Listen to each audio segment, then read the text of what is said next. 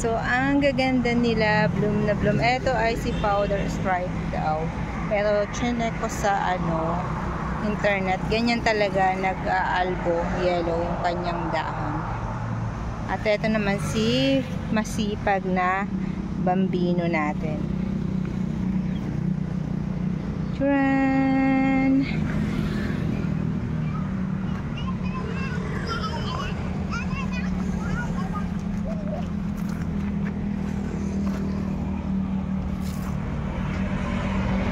Ayan yung katawan niya.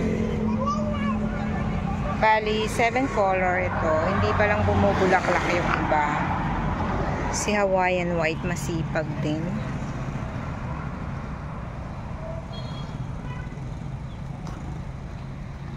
Ito, ibang variety ito.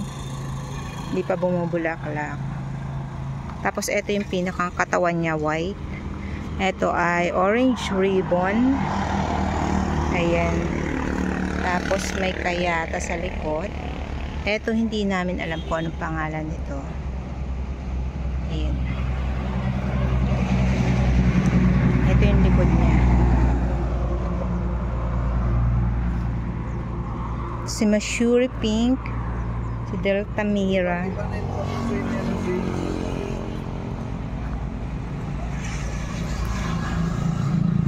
Ayan. So, ito maganda rin to. Ito tayo sa loob. So, naibenta na namin yung mga blooming na blooming. Wala na.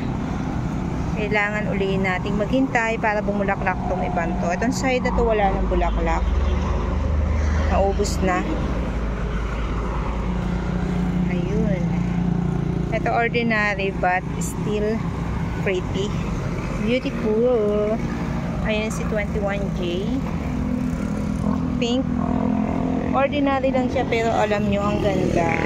Ganyan siya. Minsan mahaba pa yan. Parang bouquet. Ayun yung bonsai ni Mr. Red Balete. Ayun yung mga overhead namin. Nasa unahan namin nilagay. At ayun pa. Meron pa dun sa kabilang dulo na yun. Ayan. O, ayan pa. Ayun ang kanyang katawan sa likod. Ayun, meron pa dun mga overhead sa dulo. So, sa mga naghahanap ng mga nakagrap, multi-grafted, so marami po kaming available. May available din kami na small, medium, and large. Siyempre yung large, ayun na yung mga overhead. At ito yung mga medium size. Marami rin ditong rooted, top rare, semi-rare, at ordinary. Ayan.